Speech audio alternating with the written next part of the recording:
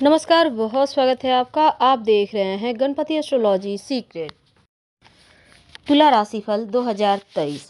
जब शनिदेव की ढैया समाप्त होगी तब क्या होगा, कौन से ग्रह इस वर्ष करेंगे धन वर्षा और कौन से ग्रह का मंत्र जप करना होगा ज़्यादा अच्छा।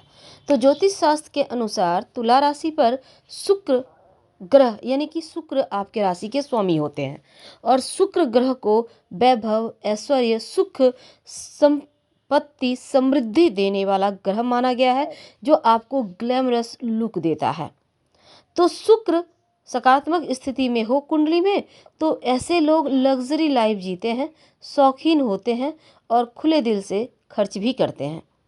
तो देखिए तुला वालों, 1 जनवरी 2023 को अगर हम गोचर की बात करें, ग्रहों की स्थिति की बात करें, तो देखिए कुंडली के लग्न भाव में केतु हैं, तीसरे भाव में सूर्य बुध बुधादित्य योग बनाकर बैठे हैं, चतुर्थ भाव में शनि शुक्र का योग बन रहा है और छठे भाव में देवगुरु बृहस्पति है, सप्तम भाव में राहु और अष्टम में मंगल बैठे हैं।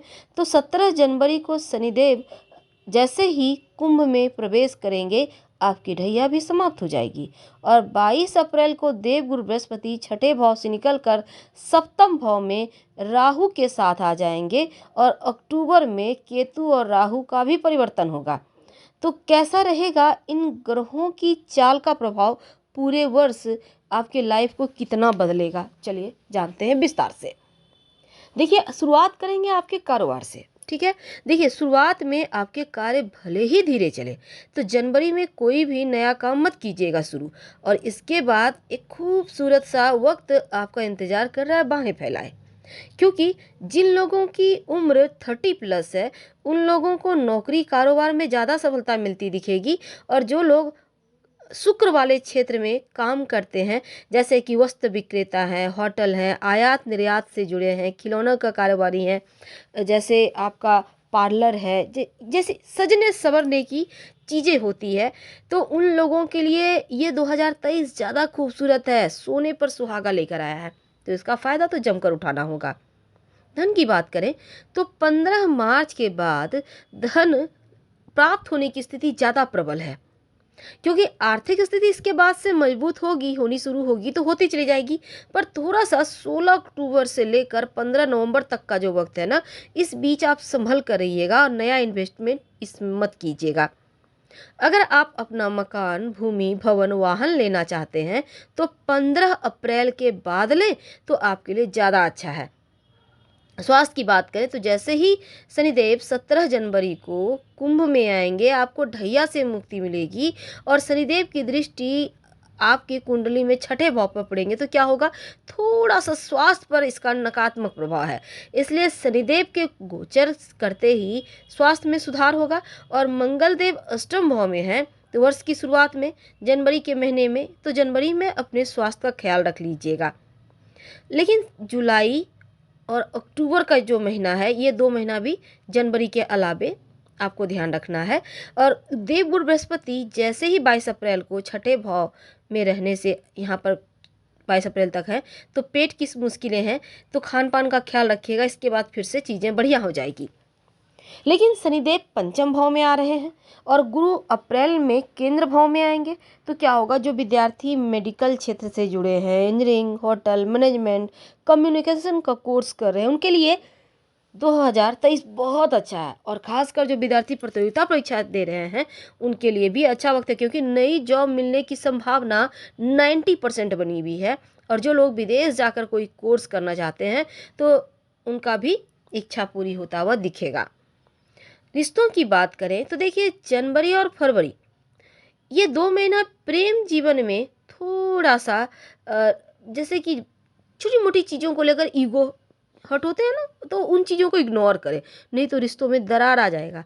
अब यहाँ पर केतु लग्न में है तो गलतफहमी पैदा कर रहे हैं, ये आपको समझना होगा।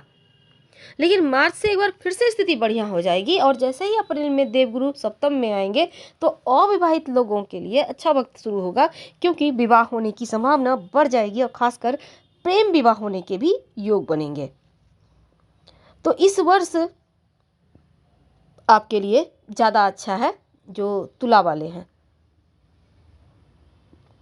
अब हम अगर दूसरी तरफ से बात करें तुला वालों के लिए, देखिए 2023 अगर हम दूसरे एंगल से देखें तो जो मानसिक बंधन था, जो आपके ऊपर टेंशन था, जो आप खुलकर जी नहीं पा रहे थे, जो एक लग रहा था सर पे बोझ है, वो समाप्त होगा और खुले आसमान में ऊंचाई पर उड़ान भरने के लिए आप तैयार रहें, क्योंकि ये वक्त टेंशन मुक्ति का है, अच्छे स्वास्थ्य का वरदान प्राप्त करने का है और रिश्तों में जो दूरियां थी वो समाप्त होने का है। तो तुला वालों, सफलता सरलता से प्राप्त होगी और जो शनिदेव और देवगुरु बृहस्पति हैं वो आपको बस ये समय विभिन्न योजनाओं में गंभीरता बना ले तो लक्ष्य प्राप्ति आसान हो जाएगी, आप उत्साहित रहेंगे इसके परिणाम से। तो जनवरी और फरवरी का जो महीना है और मार्च, ये 3 महीना आपके नज़रिए को बेहतर करेगा, आपके दिमाग को तेज करेगा, आप ऊंची उड़ान ऊंचे आसमान की तरफ उड़ने को तैयार रहेंगे। और शनिदेव का जो ढैया है वो भी समाप्त होगा 17 जनवरी को, तो मित्रों का सपोर्ट यहाँ से मिलने लगेगा, चारों तरफ आनंद का वातावरण रहेगा, तो ये चीज़ें आपके पक्ष में आ रही है। और अप्रैल मई जून, ये जो 3 महीना है ना, जो लोग नौकरी करते हैं उनको अच्छा काम मिलेगा, श्रम और कर्मठता से आप अपने लक्ष्य को प्राप्त करेंगे। अति श्रम से बचें, ज़्यादा परिश्रम करने से क्या होगा, फिर स्वास्थ्य पे परेशानी होगा, तो स्वास्थ्य को नज़रअंदाज नहीं करना, लेकिन आप यहाँ पर ध्यान दें, कर्म करें। जुलाई अगस्त सितंबर, तरक्की मिलने की संभावना ज़्यादा रहेगी, उन्नति मिलेगी नौकरी व्यापार में, यात्राओं से लाभ होगा, शुभ मांगलिक कार्यक्रम होंगे और मान सम्मान सुख बढ़ेगा, अपनों का सकारात्मक सहयोग मिलेगा, सुख सुविधाएं बढ़नी तय है, लग्जरी लाइफ जिएंगे और आकर्षक प्रस्ताव मिलेंगे, पद प्रतिष्ठा लाभ के योग बनेंगे। अक्टूबर नवंबर दिसंबर, छोटी मोटी गलतियां आपको परेशान कर सकती है, क्योंकि देखिए आप इन 3 महीनों में अपनी योजनाओं को सबके सामने उजागर मत कीजिएगा, वरना इस गलती का परिणाम आपको भुगतना होगा। तो जैसे आप करते हैं वैसे ही करते रहे, आप कहाँ से कमाते हैं, कहाँ जाना, क्या करना, हर किसी को बताएंगे तो यहाँ पर आपको चोट पड़ेगी, ध्यान रखें। रिश्तों के प्रति एकदम से पॉजिटिविटी है, क्योंकि खुशी है, कोशिशें हैं, प्रेम है, सुख संसाधन है और वाहन अपना मकान खरीदने के योग भी हैं।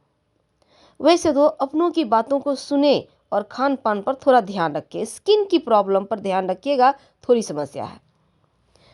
अब प्रेम के मामलों में बड़प्पन दिखाइए, उनका साथ मिलेगा और शिक्षा के मामलों में जो चुनौतियां हैं डटकर मुकाबला करेंगे, गंभीर रहेंगे और करीबी बेहतर प्रदर्शन कर पा रहे हैं। तो यहाँ पर विश्वास बनाए रखें, चीज़ें आपके पक्ष में है, मनोबल बढ़ता हुआ दिख रहा है। हम आपसे विदा लेते हैं। जानकारी अच्छी लगे तब लाइक कर सब्सक्राइब करें, अपनों से शेयर करें और कमेंट में हर हर महादेव जरूर लिखें। धन्यवाद।